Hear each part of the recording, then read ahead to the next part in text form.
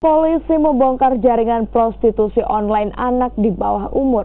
Seorang waria yang bertindak sebagai mucikari ditangkap di sebuah wisma bersama 3 orang anak di bawah umur yang diduga akan diserahkan ke lelaki hidung belang.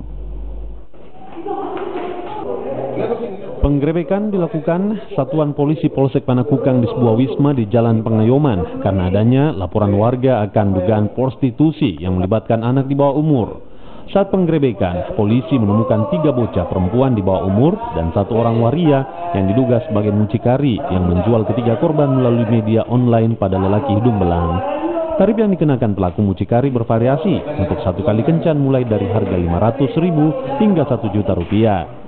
Polisi kemudian menyita sejumlah unit telepon seluler serta alat kontrasepsi yang ditemukan bersama pelaku.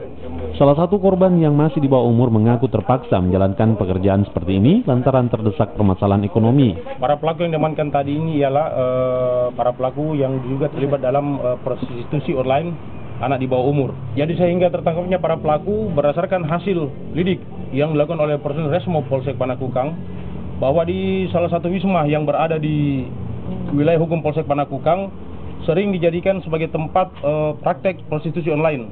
Adanya hal tersebut, Polsek Resmo Panakukang bergerak cepat menuju ke sasaran dan menemukan 3 wanita anak di bawah umur, kemudian 1 orang laki-laki dan 1 waria. Sampai bisa seperti ini bagaimana itu awalnya? Masalah ekonomi. Memang kita saat ini memang udah tinggal sama orang tua atau bagaimana? Maksudnya tinggal sama orang tua atau bagaimana? Pelarian. Masih sekolah kan? Tidak. Sudah putus, memang sudah putus sekolah. SMA atau SMP? SMA. Selanjutnya, ketiga korban anak di bawah umur ini akan diserahkan ke unit PPA Polrestabes Kota Makassar guna penyelidikan lebih lanjut. Polisi juga akan mendalami kasus ini lebih lanjut guna mengungkap apakah korban masuk dalam jaringan penjualan manusia yang lebih besar.